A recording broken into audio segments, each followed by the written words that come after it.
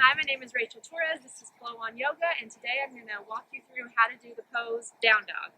So there's a couple different ways that you would usually transition into this pose during class. We're going to start out going into this pose from tabletop.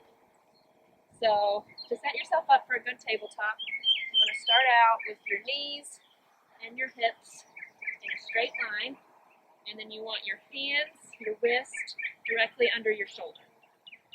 And then we're going to go ahead and set up a good foundation here so that we're already ready to go when we lift up into our down dog from here. So what you want to do is press into all of your fingertips, your knuckles, the heel of your hand, and even this space right here between your thumb and pointer finger.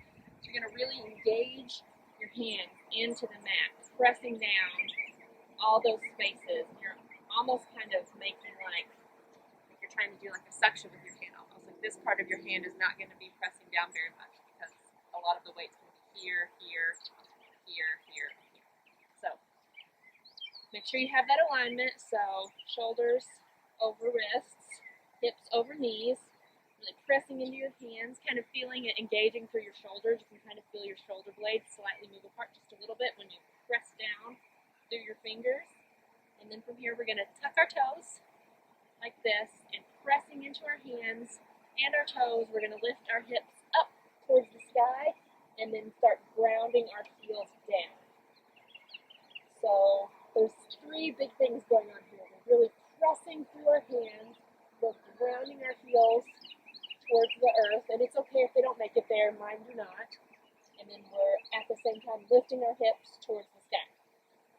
And so from here, you're going to take a moment of stillness, let your head relax down between your arms, and then see how this pose is feeling for you. See how this shape feels in your body. And when I did my focus group, there were a lot of people that talked about this pose in particular that they had problems with because of shoulder pain, or wrist pain, or other issues. So I'm going to take you through a couple ways to modify this. And then here, if you're still feeling wrist pain, even if you really have that engagement through your hands, one of the things that you can do from here, instead of having your hands down on the ground, you can do what's called dolphin. So what we would do from there, instead of having our hand here under our shoulder, we're going to put our elbows there instead. So here on our forearms, again, so engaging through your hands and arms. Everything else is going to stay exactly the same, except you're going to have a little more support, a little weight off of your wrists by putting down your forearm. And then same thing, tucking your toes, lifting, letting your head relax, back into dolphin pose.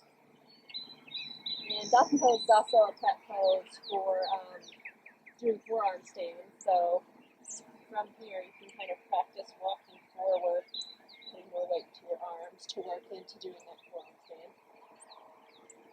And then if this is also still not feeling good for you, and you want maybe a little more support, you can take a blanket or a towel or a pillow if you want something under your knees. You don't have to have something under your knees, but maybe you're wanting to feel a little more grounded.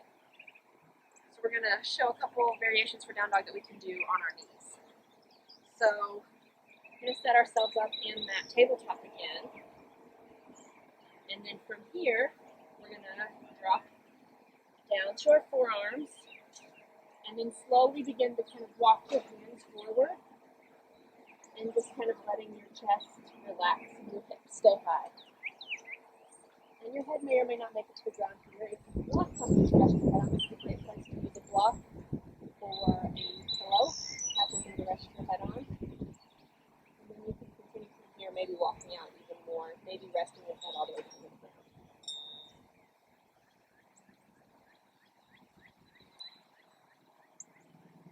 Called puppy pose. So if you're in this pose with me right now, you gotta lift your head and then very, very carefully and mindfully walk your way slowly out of that pose.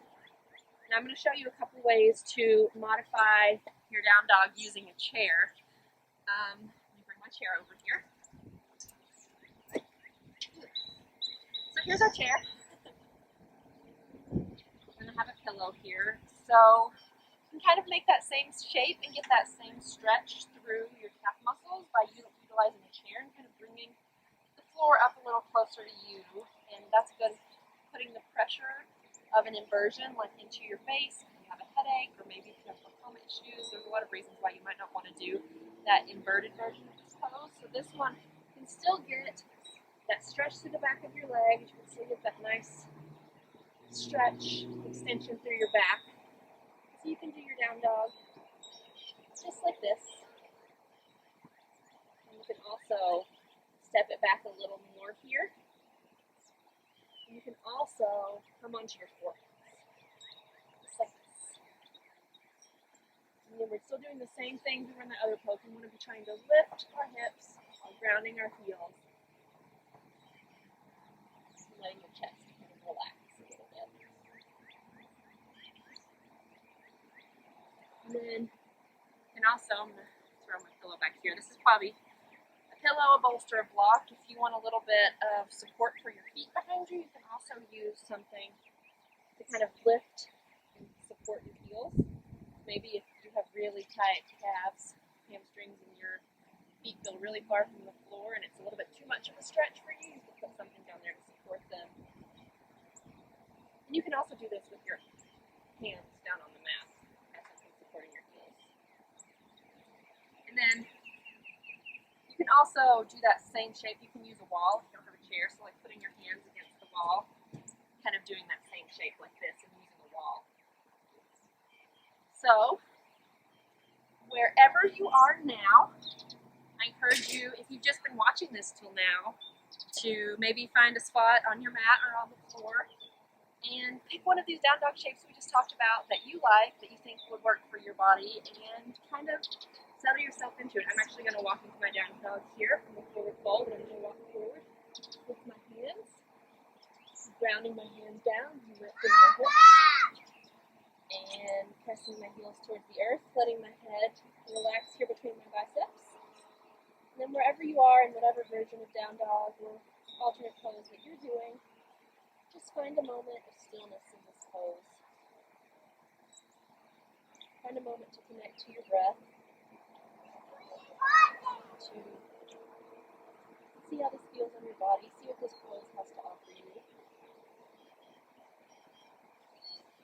See if maybe finding a version of this pose that works for you has made you feel more comfortable in this pose, maybe you feel like this is more accessible, maybe you feel strong wherever you are. Because while this is kind of a resting pose, it's also, there's a lot going on. Your body's very active and it requires strength. It's a great place to just pause, take a moment to reconnect to your breath as you're moving through a yoga sequence.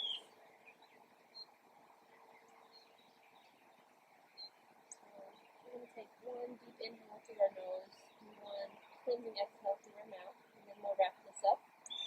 Whenever you're ready, deep inhale through your nose, and loud audible sigh.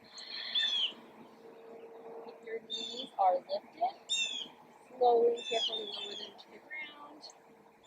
Walk up to whatever version of seated that you want to do today. Thank you for joining me today. If you have any questions or comments about anything you saw in this video, if anything is unclear, if you want to know more, please put it down in the comments and I will respond when I have time. Thank you so much for joining me today.